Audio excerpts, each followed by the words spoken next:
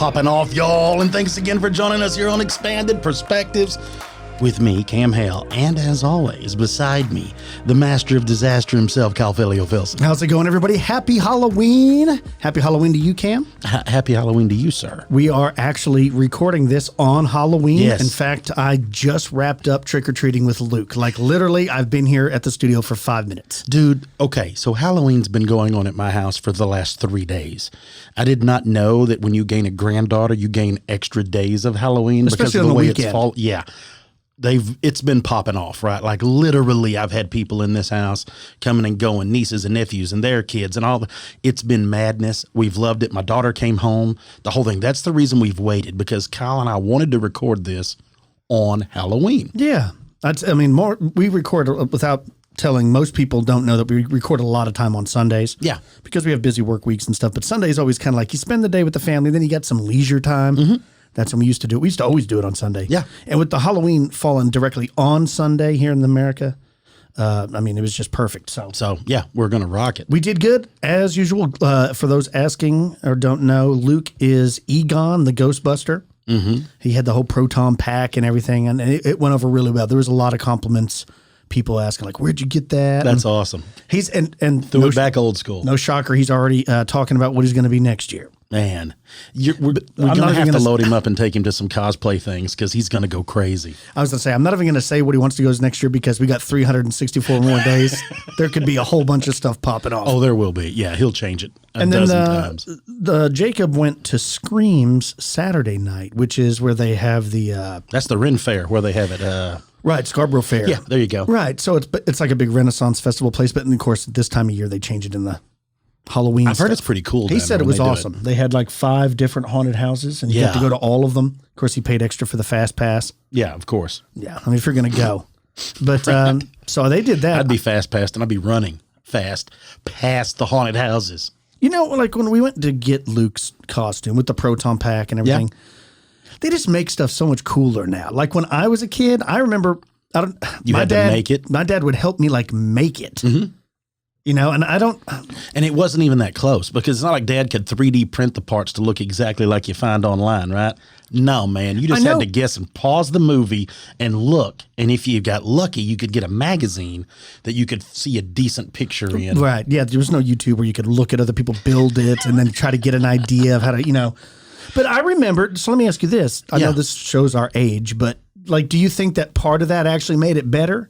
Because you felt like you had to create it on your own. And when you showed another kid your costume, they were like, man, that's awesome. How'd you do that? Where nowadays you just go to the store and you just kind of buy it. Man, you know what? You might be onto something. That's the reason I really admire those that are like do the cosplay and those that do really go above and beyond and build all that stuff is because it's not easy. I remember to this day, and that's how well it stands out to me. I was about Luke's age. I went as Darth Vader, and I remember my dad taking me to Radio Shack, buying a bunch of circuits, a bunch of bulbs, lights, and he got this cardboard box. He knew how to wire it all up to where it took a 9-volt battery and the lights would blink and alternate. And I remember... The rest of the costume was kind of crappy. My mom had a sewing machine, and she bought like a pattern and sewed it, and then you bought the crappy mask. Did she get mask. Gibson's? Yeah, probably. But I remember when I finally showed up, the kids were like, that's awesome. Yeah. And I can still remember that. I doubt that Luke remembers when he's 45, that proton pack that we bought at Spirit Halloween. Maybe you ought to build it with him. Maybe. Maybe you ought to think about it and pick something out and go with him. You're right. And I'm a loser. You're right. I'm a loser. I failed. Epic fail. You are such a scumbag. I'll tell you how big of a loser I is. You don't have to tell me. I know. Right. Okay. To the listening audience, I'll tell everybody how big of a loser I am. Weatherford was hit with like solar flares or something last night. And I'm such a piece of crap that like literally I'm always yelling at the kids after like 5 hours of no internet, no cable TV. I didn't know what to do. I was legitimately mad that it was Saturday night. And you know what we did? Me and Delee played Rummy Cube, which is like a board game. I played it, for 3 hours. That's what we did. And then finally, like 1 a.m., I'm like, that's it. I'm going to bed. My wife was out with some of her friends hanging out. My daughter wasn't feeling well, so she went to bed early, probably because she tries to eat good through the week. And then when she comes home, she eats crappy food. She gets a feeling bad. I'm like, look, what do you think's going to happen? I had the fire, I told you, my fire pit going. I was just sitting outside listening to music like, well, What's going on, 1986? I almost came over. You should have just came over. I probably would have. My wife recommended the board game, but Yeah. up into that point, If she'd have just gone to read, you'd have been like, well, here I come. I tried to read. I got a new Stephen King book, and I tried to read that, but after like 2 chapters, I just wasn't into it. Yeah, yeah. You know, I got you. you hate that when you plan your evening and then the evening comes and you're just like, I don't know what to do. That happens to me all the time. Anyways, but we got a pretty cool show for you as usual. Check this out. This comes from a listener. It says, "Hello, guys. My name is Keith, but most people call me Skeeter. What's up, Skeeter? I'm from southwestern Virginia and have lived here for more than 50 years. For many of those years, I was a professional EMT and have seen a lot of just plain weird stuff. I can imagine. But my story today is about my grandmother. She was born in 1911. It's a good year for pistols. And lived through many unfortunate and hard, sad times. Probably one of the saddest I can ever recall her talking about is when her brother Dale died at the age of 8 years old. At this time, smallpox and several other things were hitting the Appalachian Mountains hard, especially for children and elderly people. Anyway, my grandmother lived into the 1980s when she was suddenly diagnosed with cancer. It hit her hard and worked fast. She was transferred from our local hospital to the University of Virginia Medical Center. This was one of the leading hospitals for the treatment of cancer at the time, and still is a wonderful facility now. I have taken a lot of people there, and unfortunately, brought fewer back home. Anyway, my grandmother fought hard, but the cancer spread too rapidly and just didn't respond very well to treatment. She didn't last long, and the last few days of her life were spent pretty much in a catatonic and unresponsive state. However, the last day of her life, here on Earth, started with her waking up and telling everyone in her room that she was going home. My mother asked what she meant exactly by saying that, and she said, "Dale, he came last night and said he was here to take me home with him." She then said, "It's okay, and I love you all very much, and I'll go get a place ready for everyone." She then peacefully and quietly closed her eyes, and that was it. I've seen so many similar things over the years dealing with death. Certainly some are terrible, but definitely more than a few have seen long-past loved ones just before dying themselves. And when you look into someone's eyes and they tell you that the loved one has come for them or is there waiting on them, you know it's true. Anyway, I enjoy your podcast and have recommended it to all of my friends. Keep on keeping on, and I may try and remember a few really odd things and pass them on if you'd like. Skeeter. Thanks so much. Well, Skeeter, I'm sorry about the loss of your grandmother, but I know exactly what you're talking about. It's not the first time we've heard of tales like that people during their last hours or days, they have a sense of, not joy, but a sense of relief. Too, there's a lot of visiting that takes place. So what is that? Is your body in some kind of crazy self-perseverance on the last few days of your life, releasing massive amounts of DMT or something, trying to, just flood your emotions with stuff to make you better? Or are people from another place coming and visiting you? I hope it's the second. Well, you know what? The good news for you is one day you'll get to find out. That's true. That is true. You won't ever be able to go, I don't know what happened for You're long. not going to be like a guy that downloads his conscious into a hard drive. Jesus, no. Too many people are attached to this place. No. I'd mess it up. That's my problem. Yeah. I have a hard enough time downloading like episodes of the show and photographs to a hard drive. You think I can download my consciousness? Yeah. I'd have to trust it to someone way more qualified than myself. Yeah. No. Speaking of I've got something here. So Lon, of course, we love Lon. We're always talking to Lon. Lon had a birthday just recently. Oh, happy birthday, Lon. Lon's been kicking it. I think he's taking a break. Lon's been like overwhelmed with stuff, but also he's got something going on where he's doing some more investigations of things going on. But he had posted this recently, and this was a new one that had gone on in that flap of winged humanoids taking place in Illinois. And this is Cicero, Illinois. Listen to this, y'all. Let me get these old man glasses I've got Cicero. on. Yeah. Is it Cicero? I think that's back in Cicero. the day, that's where like Al Capone That's where they like hailed from, was Cicero. Listen to this guy over here, right? Just seen it in a lot of the gangster movies. So it says here, on July 3rd, 2018, between 11:30 and 12:30 in the morning in Cicero, Illinois, my family and I were coming home from a fireworks show in Riverside, Illinois. This occurred in a residential area in the vicinity of West Ogden Avenue and South Austin Boulevard. We were getting out of the car 2 houses down from our house, making our way to the front of our yard.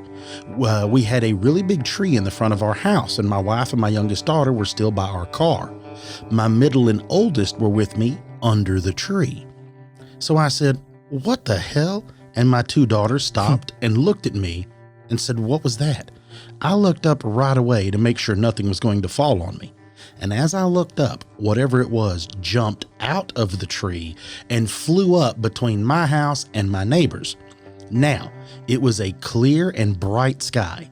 I don't remember if it was a full moon, but the sky wasn't dark.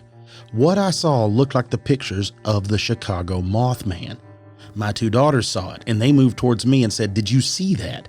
I had my pocket knife out, and I told my wife and daughter, "Get inside now." That's not a knife. Right?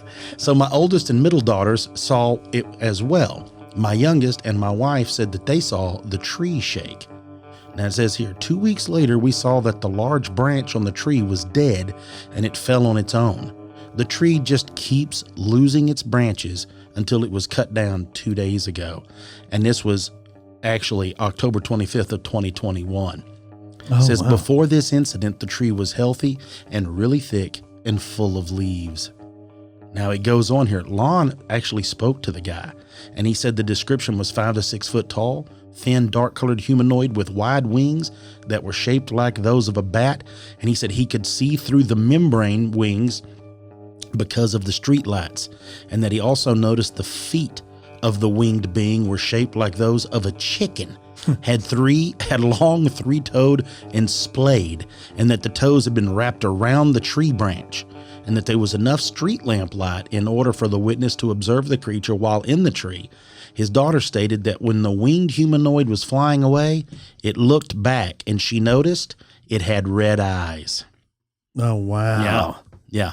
So, yeah, there's some more stuff. So still, all of the things that were going down in Illinois with these creatures, these humanoids, there was a lot of sightings reported. Imagine the ones not reported. But I'll know this much. I can't think of an animal that can light in a tree and then take off from a tree and then cause that tree to die. Just by touching it. Yeah. I don't know what that could possibly be. So anyway, that's creepy enough. What we're going to do is we're going to take a quick break. And when we come back, I'm going to be talking about all the high strangeness that takes place in our great state of Michigan here in the United States. So folks, I think you're going to enjoy it.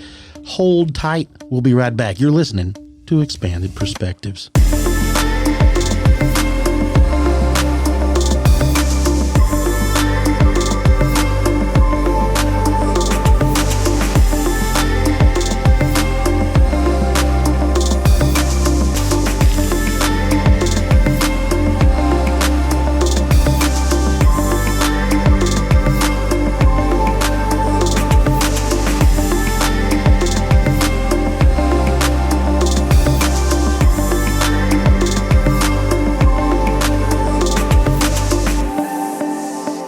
All right, y'all, here we go. Something creepy, I hope, to help get you through the Halloween weekend. So, I don't even really know where to start with all this. You know, it's always funny when you get going. Sometimes I have ideas, like I've got a lot of segments laid out, and then, like I've told y'all before, sometimes they just fall onto you, right? Like they just, like a crashing wave, come down on you. And that's kind of what happened with this one. The wife and I were sitting around watching a little TV, and something had come on. I forgot what it was, and it was showing like a giant werewolf or something, right? Because it's Halloween time. And then she just sprung a question on me about Dog Man. So I go and find a video. I'm like, hey, do you want to watch some of this? And she's normally, doesn't, I won't say she doesn't mind it. It's just not something that's one of her interests. She has to live with me, right? That's the downfall. That's her penance for life, I guess, is putting up with me. So she gets it all the time. If we're talking about it, I bring up something. But this time she was like, yeah, let's see that. So, of course, I put on Seth's movie of the Beast of Bray Road, or the Bray Road Beast, about the dog man, and we get into that whole thing. And then I start thinking more about Michigan and Michigan dog men. And it just leads into this. And then I find another story. And then the one story that I'm going to tell you at the end is what really pulled me into this. So I have done in the past different states as far as cryptids and things, and that's kind of what this is. Now, this is, I guess everything weird happens in Michigan, right? Like that must just be a really, really wild place. But where I wanted to start was Detroit. I've never been. I know I know Detroit's struggling. It's such an old area, of the U.S., and it looks like it'd be great fishing. Everywhere you look, all through Michigan, and all, y'all know what I'm talking about. It's all the lake area. If you live up there, it's beautiful, beautiful places. But something about it, I don't know. It's so like we did our very first episode ever of Expanded Perspectives. We covered the copper mines. This kind of goes into that. This kind of talks a little bit more about that. But when I think, get my glasses on here. That's right. So I can see a little better because my eyes are giving up. When I think about Detroit, I always think about Motown, right? I don't know why that is. It's just something that I guess because of my mother, right? My mother has always been big into Motown music. Like she loved like the Supremes. My mom likes this Stevie Wonder. She introduced me to Stevie Wonder. And of course, then if you go with Stevie Wonder, you're going to find Diana Ross. You're going to find the Four Tops. You're going to get into a pile of them, right? And you can't say anything without talking about the Temptations, Jackson 5, and then the man himself, the guy that really blew the doors off, I guess would be Marvin Gaye, right? I mean, like you're talking about some amazing performers that come out of there. Great music even now, right? Like just love it. Love it. So that's kind of what pushed me, I guess you could say, down this path was all the weirdness and then my love for, the Motown sounds. And so it led into that. I found some interesting things. It's not just creatures there in Michigan or in Detroit in particular. Y'all have got haunted buildings, like a lot, like more than I would realize, like apartment complexes. Like there is a haunted apartment building. I'm not sure.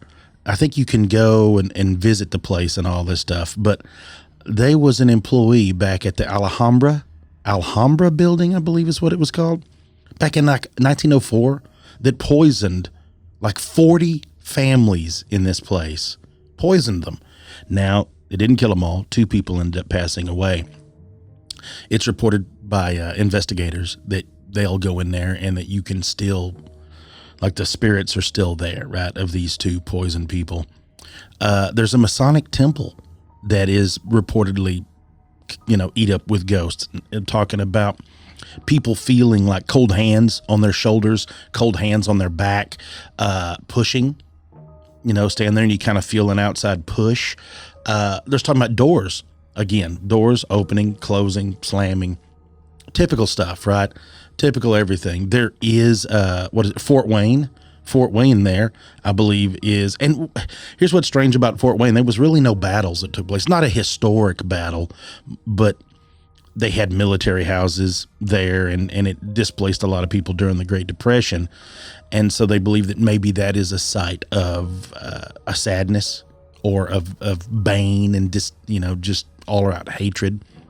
There's there's an old abandoned asylum there that's just outside of downtown Detroit. I think it's like 15, 20 miles outside of Detroit. It's called the Eloise Asylum. If you look at the pictures, it looks like it would be haunted, right? Like it looks creepy as hell. It's one of those ones that you see it, you're like, yeah, I'm not going in there. Instantly, the minute you see it, you just kind of know. There's several. Like I said, there's several that we could get into. All of them. It's weird. Like I said, it's all seems to be piled in this one area is strange. But I mean, it is what it is. And this haunted times, this is the best time to talk about it. But before I even jump into that, we have to talk about the dog man. This is it, right? This is it. Get a load of this one, y'all. This one took place near Todd Lake. Of course, I say near. If you pull up a map of Michigan, it's just, I'm surprised. It's pretty much, let's just say it's all water, right? The whole place is water, and y'all just found some dry spots to live. But it's beautiful, but man, there's a lot of lakes up there. So this witness that had this encounter was a teenager at the time, and of course was out behind the house smoking cigarettes, hiding it from the folks, right? Don't let anybody know. Now, this is just outside of Reed City, Michigan. This is back in 1993. Now, y'all don't act like that was a long time ago. Come on now. It was, but I mean, wasn't for me, but anyhow. So it goes on and said that she was facing, out there smoking, looking at this big abandoned barn on this next door property, the neighbor's property. And through a hole broken in the siding, she saw what she said, or what she thought was, a piece of old farm equipment just inside the building. And so she watched for a few moments, said nothing moved, and then a deer, she says, or something other like a large animal, snapped a branch off in the woods. Well, of course, she turns and looks, what the heck's causing that noise? She goes on to say that in her peripheral vision, that she noticed that the farm machinery, through that hole, I'm supposed, moved also. And when she looked back, the sun, of course, is setting, is silhouetting this object that's in the barn. And at that moment, she said she just froze, because she realized what she had seen, or what this silhouette had made out, was a very large animal. She states that it turns its head back and looks straight at her. And in her words, she says it was at least 6 foot tall, if not taller, that it was dark colored, and it had, y'all ready for this? A dog-like appearance, which it had a pointy nose, like long snout, and really big pointed ears. Now, she takes off to her house. I'm sure she drops the butt, stomps it out, well, she flicks it, whatever. Drops the Lucy and runs into the house, right? Goes to grab a flashlight, comes outside, turns it on, shines it over there towards the barn. The animal's not there. She gets closer to the barn and looks for tracks in the snow. She didn't see any. She said, well, then that means that it might still be in there. She turns and runs back to the house at this point. She thinks it's gone. She sets in, maybe it's not gone. She books it out of there, never sees it again. So she goes and she tells her friend, right? She's talking to a friend, and her friend saw something. It said the size of a buffalo, but the shape of a dog, in the same barn, just way earlier before this. Now, the girl that she's speaking to that says, I saw it, she said, it affected me. She's like, it messed with me for several days. Not the creature itself, but seeing it. She almost talks like some sort of, like we talk about infrasound. It really wasn't that, but it was like some sort of sense of something that this creature left on her, kind of stained her with. And she said for several days after that, she wasn't right. Like, couldn't sleep, was somewhat anxiety ridden. Just really had a hard time for about a week after that. And then it went away. Like, you get up one day, it's gone. I think that's an interesting point to bring up, because we've covered this, right? We've talked about these people that get these dark feelings. And what do we always tell everybody on the show? We always talk about it. If you get that gut feeling, trust it, right? Those that don't trust it are those that go missing. When you get that gut feeling, hang on to it. It's there for a reason. There's another one that goes on to state this. Says, my friend and I were walking in the woods behind my house, and I was recording with my phone, and something made me look over in a certain direction. Well, I glance over and I see a black figure that appeared to be, of course, standing up on 2 legs, but it had real long arms. And I noticed that it's completely black and completely hairy and about 7 foot tall. And that's when this creature noticed us, noticing it. We turned and ran, and it gave chase. It goes on to say, I thought of a bear, but after I viewed the video, I realized it was definitely not a bear. It had been behind a tree, and then it came out and turned towards us. It stood completely still and made no effort to advance towards us, of course, till I think they ran. It says, we didn't give it a chance. I grabbed my friend. I yelled, let's get out of here. And we took off. It says they go back and they put the video on the TV screen so they can kind of blow it up, and that they notice what was chasing them, or what they got video footage of, looked to be just like a werewolf. Now, they couldn't see any eyes, and they state that I believe if this was not, they're saying it could have been a shapeshifter, like a demon or something that had taken his place, but they also believe that it was a dog man. Now, this encounter happened October 30th of 2016. So we're getting close, y'all. If you're living up there, we're getting close. All right. Here's another one that took place back in February of 2009 that states in November of '08, I had broken my arm and I was basically just stranded here at the house. Well, I was unable to drive or go to work, and I was kind of going crazy with boredom. So my best friend showed up and would pick me up, and we would go for a drive. Well, one day we were driving about 35 miles north of Muskegon. Anyway, talked to him, said, just take me back. We're going to go visit some friends and all that. Said the friend took me to dinner and out to see movie stuff, and then would just take me home. Said, just being a good friend. Said, well, one night she was driving me home, and it was very late, well after 11 p.m. So we were on U.S. Highway 31 northbound around the Rothbury area of Oceana County on the expressway. Now, being February in Michigan, the roads were naturally snowy and scattered with patches of ice and bare pavement. And there was a small pickup in front of us, about 5 car lengths ahead. And all of a sudden, we saw something on 2 legs dart out from the left just in front of an overpass. It ran across the 2-lane highway and hit the back of the small pickup in the rear quarter panel, causing the pickup to fishtail. Now, luckily, the driver of the small truck regained control, but they didn't stop to see what collided with their truck. If anything, it seemed to pick up speed and get out of there. My friend and I watched in utter astonishment as this creature finished running to the right and then disappeared off into the weeds and the trees that were along the edge of the highway. And this creature never broke stride. It ran through, even hitting the truck, ran straight through like it wasn't there. Well, we both sat there, stared at each other in silence, and I finally said, hey, did you see? And she cut me off and said, yeah, I saw it. Well, we rode all the way back to my house in total silence, never discussed it riding back. Goes on to say that what they saw looked like a giant dog, or at least like a giant wolf, but that this giant wolf was on its hind legs and was standing at least 7 foot tall.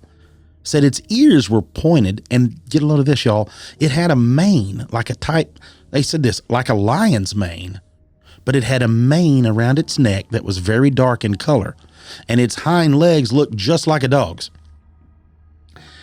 And they said it was even more pronounced as dog legs because it was running on its hind legs.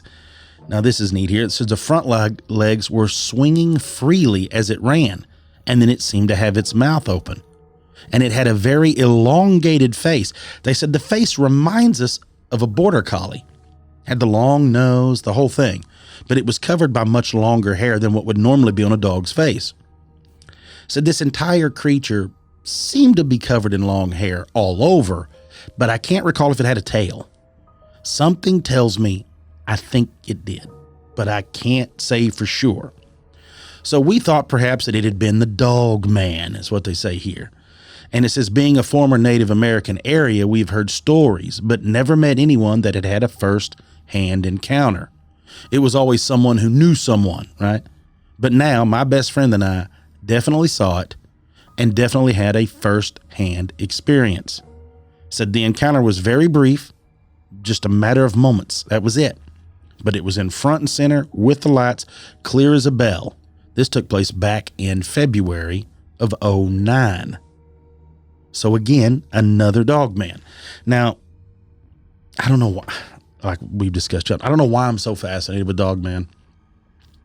I don't, well, why isn't Bigfoot good enough, right? Why aren't we just like, all right, Bigfoot's good enough? Why we got to bring in dog man? Like now I got to think about something. Now I don't want to see one. I don't want to be involved in one. I'd like to see one maybe dead. Somebody shot one and there it is. And we can be like, what giant werewolf? But I don't want to be involved in looking for dog man. But I don't think you get that choice. I think dog man goes looking for you, right? Another one took place here that says I encountered a bipedal wolf-like creature in western Michigan while shoveling snow, said it just south of Rothbury, Michigan. I decided to take a walk in my family's woods, and that's when my life changed forever. My family owns 270 acres near Montague, Michigan. They're apparently in there. So it says, I ventured into the woods like I've done hundreds of times, right, to walk around and follow the little creek and walk through. So they've got deer stands up there on their property. So they're just chilling out there, right? It's great. It's what I love about the place I get to go hunt on and all that is sometimes I just go out there. It's, 300 acres. I just go out there and walk. You just go walk around, look. It's just fun to be out there. Said everything was going great, going as planned. For about 300 yards south of the house, that's when I stopped again here to have a cigarette. So this person here is smoking as well. Said, I'm looking for deer or coyotes or just whatever, if you can see animals moving, right? Looking back and forth. Said, that's when I noticed this figure. And this figure sent fright and chills through my body and froze me in place. This thing made eye contact with me. And when it did, it stood up. Now, this thing was hairy, and it had very broad shoulders, and its eyes were amber colored. Now, I love that they added that, right? Like that golden color. And it let out a growl unlike any other I've heard. This wolf, as I call it, made 2 large leaps and vanished. Now, the craziest thing about it, or let's say the most surprising, was how quiet the woods were up to when I had my encounter. Now, how crazy is that? They're talking about the silence, right? Complete and total silence. I love that idea. I don't know why. Like we talk about the Oz effect, the predators. That's something that you can always, and I've talked about this before, and people that may not go in the woods, and you can do it anywhere. But if you start noticing, if you're going for a hike and you hear birds and you're used to all that, and I'm not talking about if there's not any around, right? But like you'll hear birds, you hear squirrels. Lots of times squirrels, will do the barks. They're barking at a predator. They're letting you know that there's something in the area. They're letting others know, and everything learns to listen. But when that place goes totally silent, that's when it's the most disturbing lots of times, because it's either you. They've either gone silent because of you, or it's because there's something else out there that's even more terrifying to whatever animal it is. But that's not where it stops, y'all. This is where it gets pretty awesome. So this took place in Detroit, Michigan. Now, this one here says that it was on May 21st back in 2016. Now, it's funny because we have talked about the USOs, right? Not just UFOs, but the underwater, or whatever we're talking about. We want some underwater craft or whatever. We love this kind of stuff. So this took place. A person posted this and talked about being a volunteer at Bell Island Aquarium, where they give tours there, right? Back in 2016, it says that we were leaving the aquarium after helping prep some of the recently renovated tanks for public display. As we were leaving the aquarium through the main entrance and headed towards the parking lot and my car, we heard a loud noise coming from the direction of the river and the Strand. Now, we didn't really pay attention to it at first and got in my car and left the aquarium. And as we got onto the avenue there, we heard the sound again, and this time it got our attention. We turned right toward the Strand and then turned right. Now, this would take us the long way around towards the bridge. But since it was clear and nice that night, we didn't mind. As we traveled down the Strand looking around to hear the source of this loud sound, we saw a disturbance in the water about 30 foot from the shore by Dawson Museum. We thought maybe a plane had crashed into the river and was sinking, and we could see lights under the water. And I'm going to stop right there. I never thought of that. I never thought, I may have told y'all, I think I've brought it up on the show a couple of times. I may have told y'all, I distinctly remember years ago, whenever, I believe it was the space station or part of the space, something that they had let burn in, right? It fell out of orbit and was falling back to Earth, and it like burned up, believes what it was. But anyhow, I remember being at my house at the time outside, and I had completely forgotten that it was going to happen in this next day or so. And for a split second, This was right at dusk, so it's almost sunset where it's golden hour, right? It's beautiful. The sun's below the horizon, still glowing. It's still dark enough that you can see whatever it is coming down, right? Like it's that perfect hour for creepy sightings. And I remember not paying attention. I'd pulled up to my mother-in-law's house. I'd gotten out. I was picking some stuff up for my wife. I jumped out, and I remember looking up, and I witnessed it. I saw this stuff, and for a few seconds, it was a weird feeling because, as everyone listening to this, we're all nerds, right? We're all sci-fi and horror and whatever the creepy, weird nerds are, right? So when you see something like that you're unprepared for just a little bit, your mind goes crazy. And I was like, oh, what's going on, right? Like the world's ending, what's happening? And then it's, oh, wait, yeah, I remember what's going on now. But I never thought about it being like this in the water, is how easy it would be to panic for a second or to think, oh my goodness, is there a plane crashed in the water? We just had one crash not a couple of weeks ago, right over here at Lake Worth again. Shot one off out in there. It happens. So I'd never thought about people mistaking it for a plane crash, but it goes on to say that about 30 seconds after noticing the commotion in the water, we saw a ball-like object rise out of it. And it was about as big as a softball if you held it at arm's length. So just a little orb, it sounds like. It hovered in the same spot for about 15 seconds and then shot off towards the east. It rapidly gained altitude and then got smaller and smaller until it disappeared. Yeah, that's what it does. It looks like it's getting smaller because it's flying away. Afterwards, everything went back to normal and we watched it disappear into the night sky. We stayed there for about 5 minutes till a passing City of Detroit police officer stopped and told us that we needed to get going. We didn't take any pictures or videos because it all happened way too fast, and honestly, we were pretty shocked when it all went down. So, again, if you didn't notice the commotions in the water and the orbs of them coming and going, right, would you even notice it? If you think about something the size of a softball, hell, let's say it's the size of a beach ball, and it's coming up out of the river somewhere, and let's say it happens at midnight, right? I don't know what. But if you didn't notice it just the minute it went down, would you? Nobody would, right? You're talking about something that would have the ability to come and go whenever it felt like it. And that brings me around to Lake Michigan. So now we've made the circle into the Lake Michigan, and did y'all know that there is a Lake Michigan triangle? And in this triangle, it's a lot like the Bermuda Triangle. Ships go missing. There's UFO sightings in it. All kinds of weird things. All kinds of strange and unusual things. There is a fella named Bill Wangman at, y'all's names already, right? A historian for the Sheboygan, that's a great name. That's a great word. Sheboygan, Wisconsin. And apparently he has spent a lot of time at Lake Michigan doing a lot of research. And so is our good friend, Miss Linda Godfrey. She actually wrote a book about it, y'all, called Weird Michigan. So if you want to check that out, it's your travel guide to Michigan's local legends and best kept secrets. So if you want to jump into that and you're from that area and didn't know, check it out. Check out Linda's book. She covers a bunch of stuff in it. Things that I didn't know, though. There's like 40 planes have disappeared over Lake Michigan also. I had no idea what that. A whole bunch of ships, right? A whole bunch of ships. The plane, I think there was, what was it here? There was a Northwest Airlines flight called 2501 that left New York City and was headed for Minneapolis back in 1950, and it crashed into Lake Michigan off of Benton Harbor. Of course, no survivors on that. Now there's UFO sightings, and even the FAA they've created a special lake reporting service that you can go, and I think you could still look it up, that's got reported sightings in and around Lake Michigan, which is crazy. It's wild that there's so much that they felt it was necessary to do that again.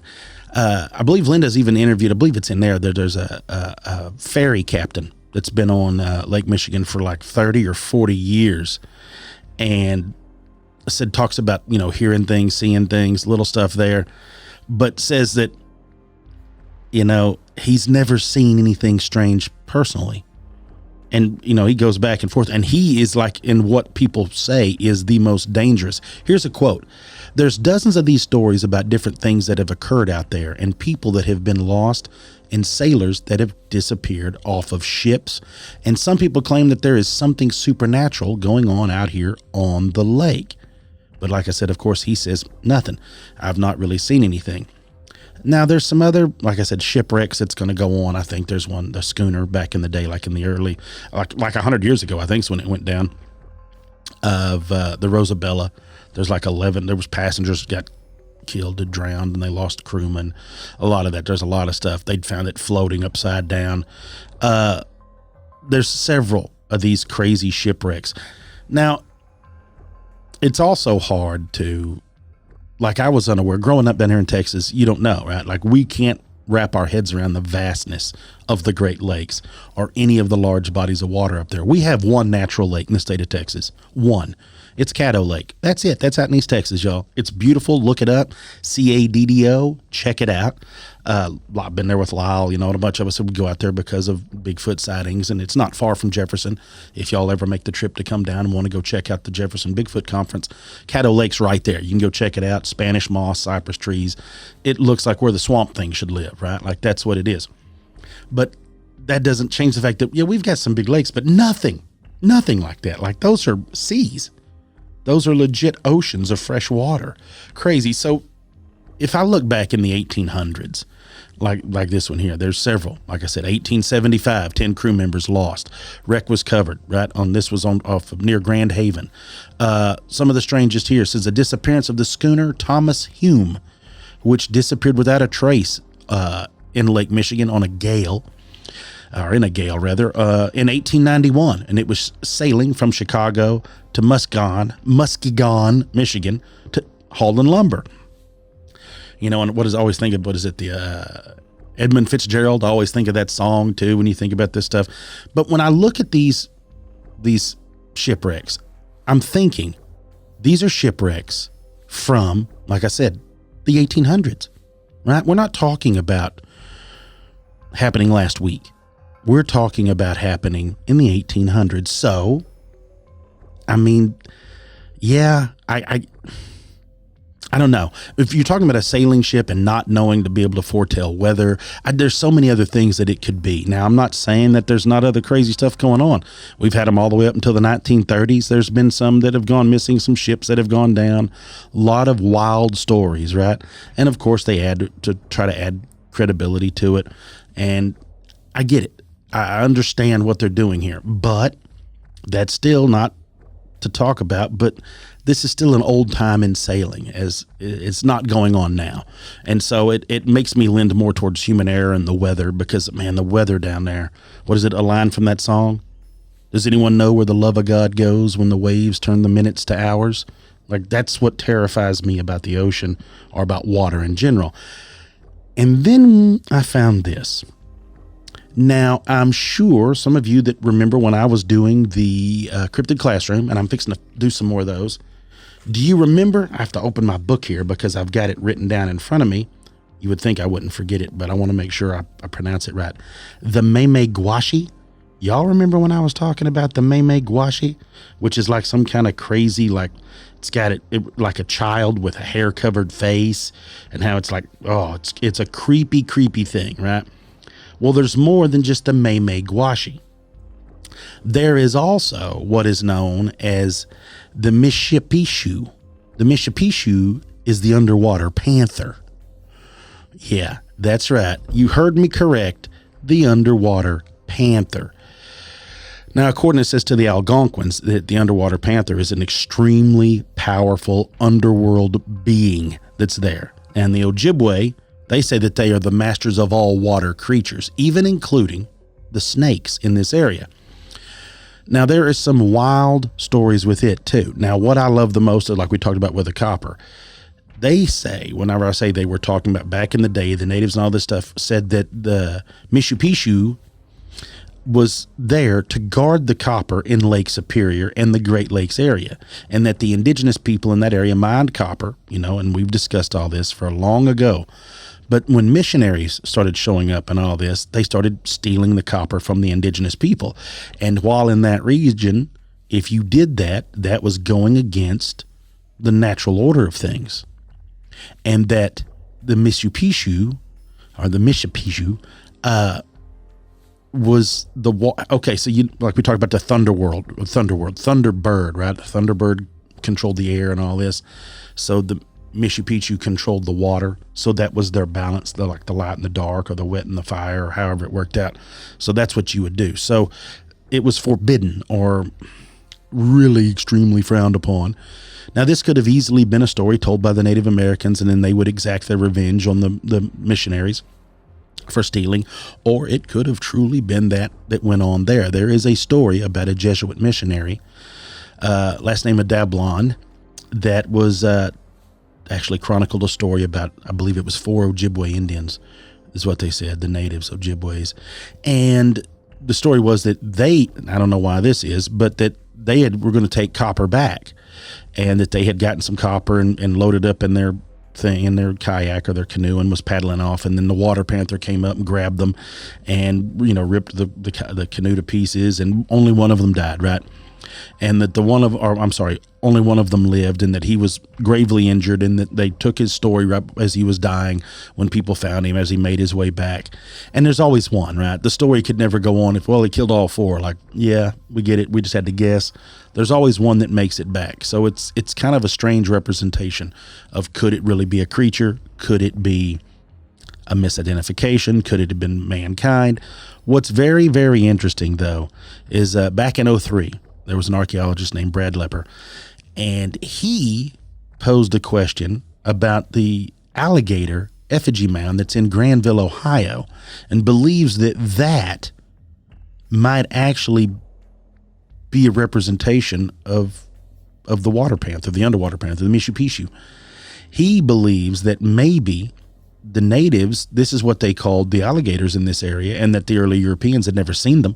And then as they were in there, that's what this was, because it kind of makes sense. When you get the descriptions of it, it looks like a long lynx-like body, but it's got a long tail, and then it looks like it's got horns, or it's got like spikes down its back and off the side of its head, and it's got these like dagger spikes on its tail. You get all these things, like you could easily see how it could be misconstrued as from a Machu Picchu, Mitsubishi, whatever this is, to an underwater panther. You could easily see how that goes. There's even another one there in Dewey Lake. And if you're from that area, everyone knows of the Dewey Lake monster. It's in Cass County, Michigan. Here's another thing. It's not massive. Like, the lake's not huge. It's a 174-acre lake, pretty good size, but 60 foot deep. There's a bunch of lakes in this area, which makes sense. And what I say by that is, it seems like around waterways is where you're going to see Bigfoot. And that seems to be what this is. This lake monster, the Dewey Lake monster, seems to be a Bigfoot. There's a story that goes that back in 1974, there were some locals, and they'd brought some people to the lake and all this stuff. And what they had seen, these people there, ended up seeing what they described as a 400-pound, 10-foot tall monster. And they claimed that it attacked some of the witnesses that was there one evening, and they chalked it up to wrong place, wrong time. This goes on. There's a lot of stories that go into it. They said some of the terrified witnesses even claimed that the creature was semi-aquatic, and that it would lurk just below the surface of the lake, and then it would crawl out at night looking for food. Now, that's creepy as hell too.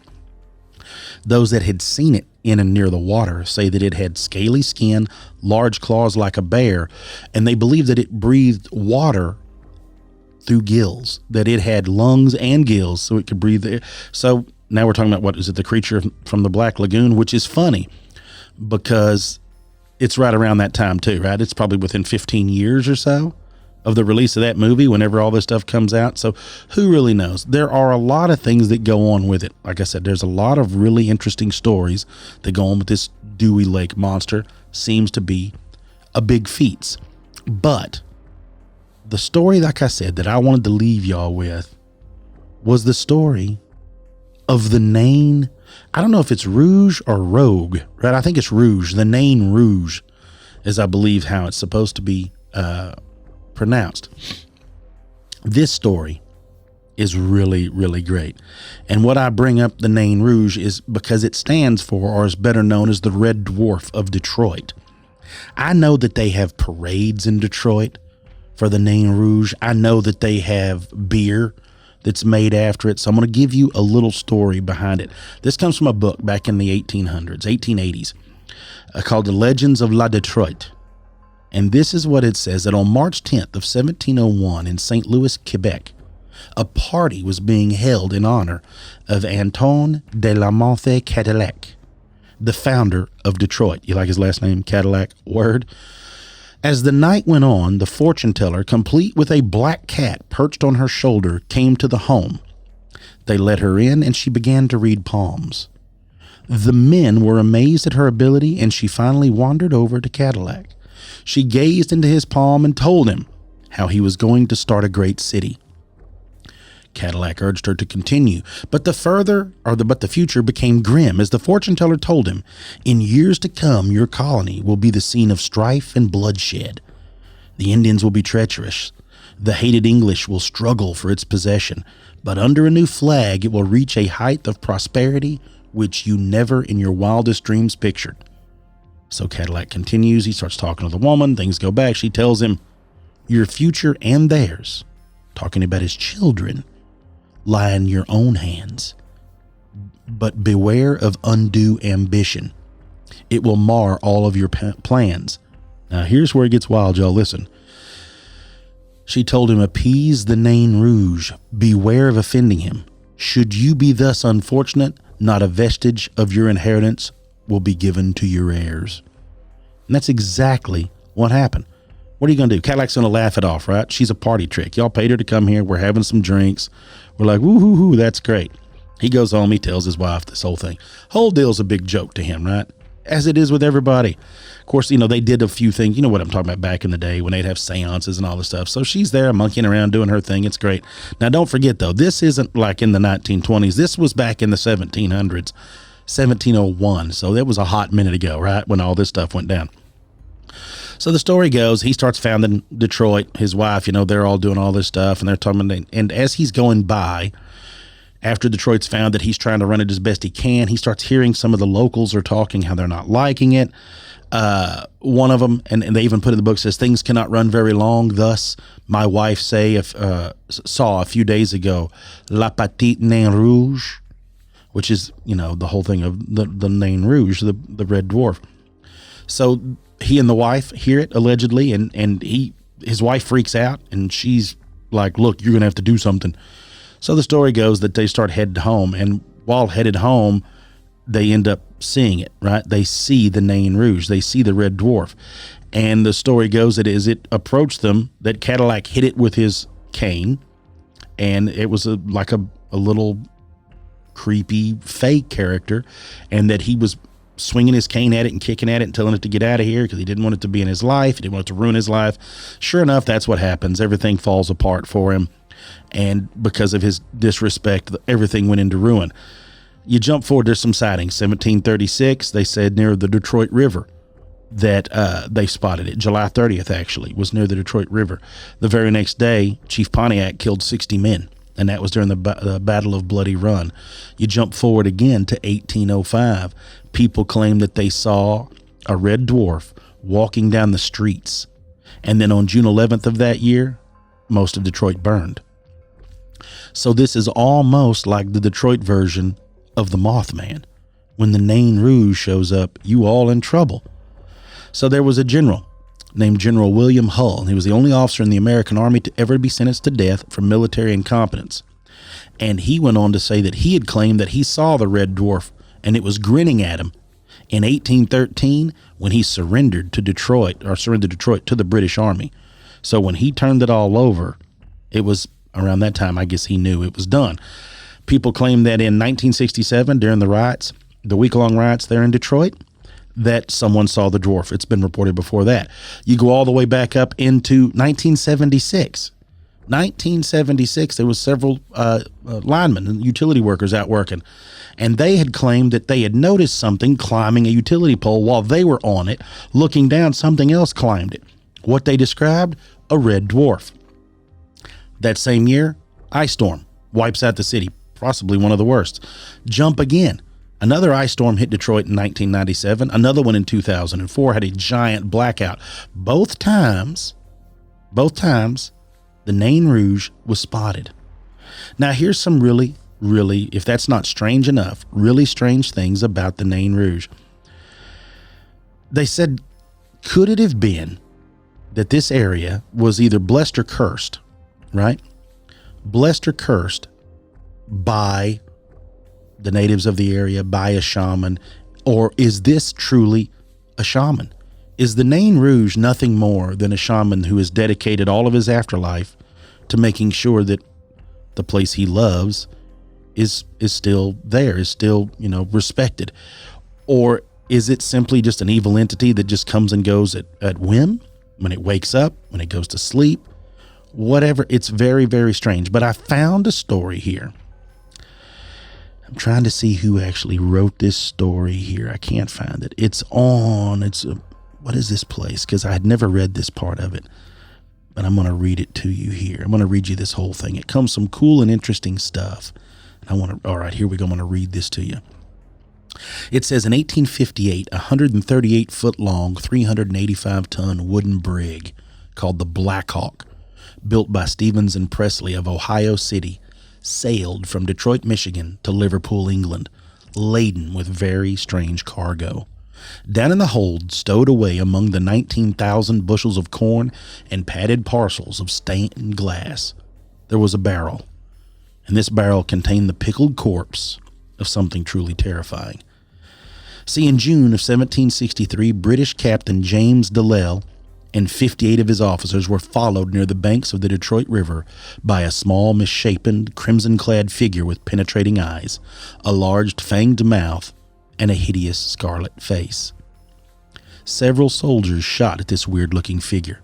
An old trapper warned Captain Delisle and his men that they were being stalked by what the French settlers called the Nain Rouge, or the Red Gnome, a sinister, supernatural entity whose appearance foretold misfortune and death.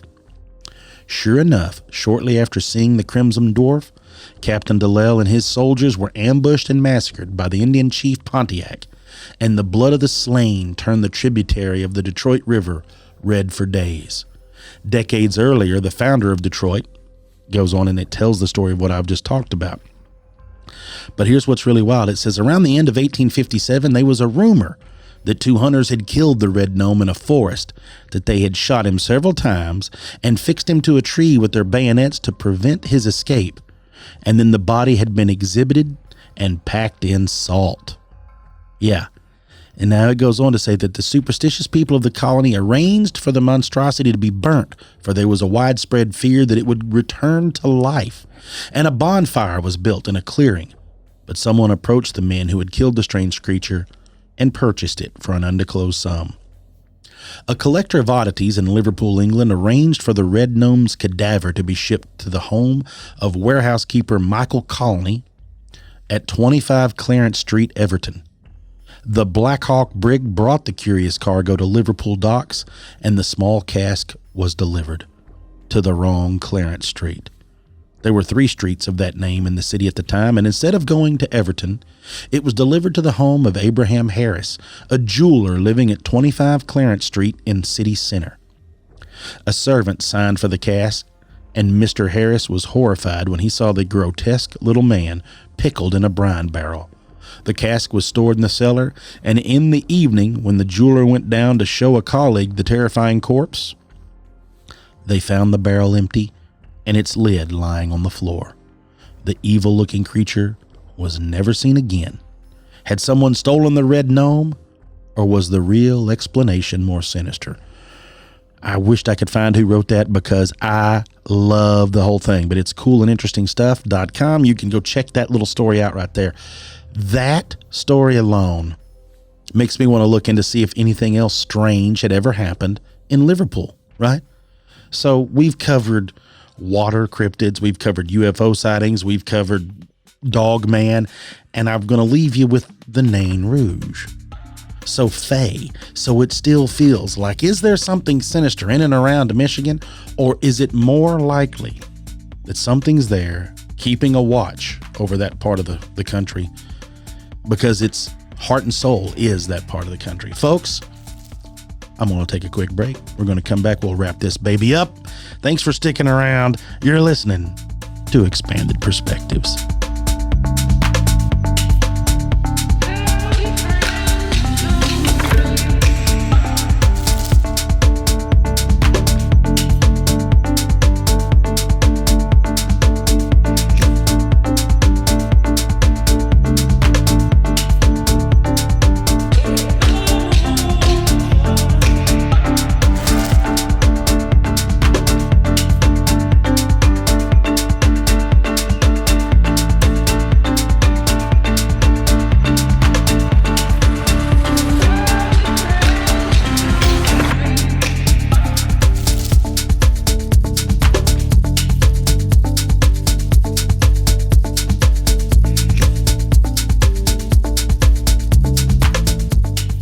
And there we go. Yes. Some wild strangeness. We got dogmen. We got sea creatures. We got, lake monsters that Kyle loves. We got the Nain Rouge, or the Nine. We got, red dwarves that could possibly be just like the Mothman, just bringing bad news all the way around. There's a lot of strange sightings in the state of Michigan. And I guess because it's so rural, you know what I mean? Like large portions of it. I know, obviously, there's big towns like Detroit and stuff. And it's a pretty place. It is. Man, all up in that part of the United States is pretty.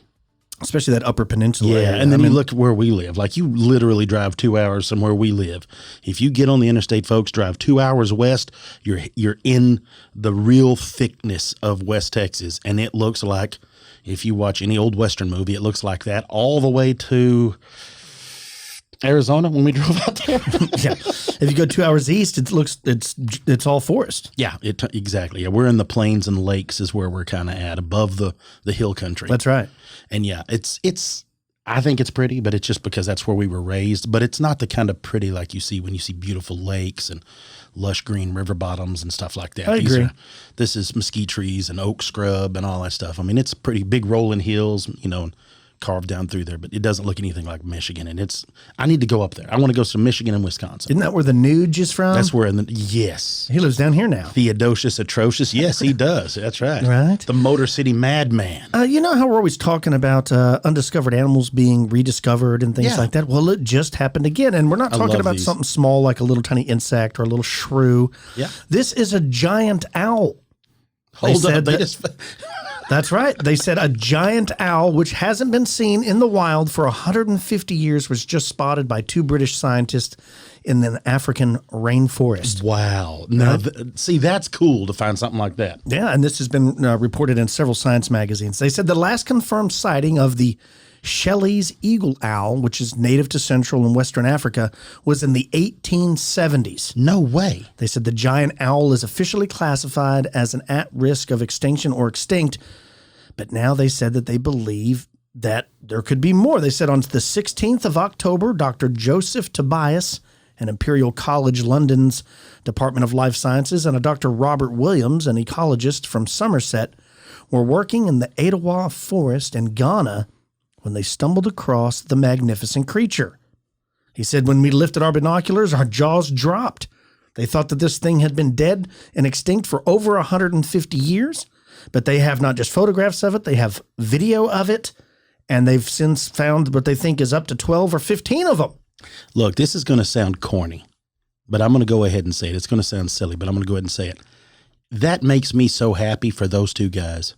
Right. Because imagine putting all the work into whatever you're listening to. Imagine right now, whoever's listening right now, the peak of what you do, or a dream that you had, right? Like, imagine this is what you do. You do research, ornithology.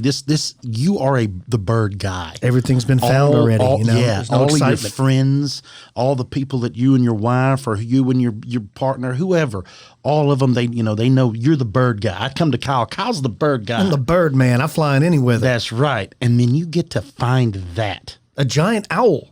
Like you said, it's all been found. And you pull your binoculars up. I hope everybody that listens to my voice right now gets to experience that kind of joy at least once in their life. So because I bet that guy is on cloud 9, man. Oh, yeah. And he's probably got colleagues that are haters, right? And they're like, yeah, I knew it was there. Yeah, I saw that 2 years ago. I told him to go down there and look for it. I'm the one that did all the work on the maps. Yeah. But again, that just goes to show you when something is extinct or thought not to be around anymore, something large like a giant owl. I mean, I saw the photographs. It looks like the size of like a great horned owl or a large barn owl. Yeah, but that's not like you said. That's not like you found an insect or a tiny frog. I mean, you're like, bro, this is a bird. Which leads me to believe that there's a lot of these people, rural farmers and ranchers in the inner parts of Tasmania and stuff, that say that they've seen the thylacine. Mokele Mbembe.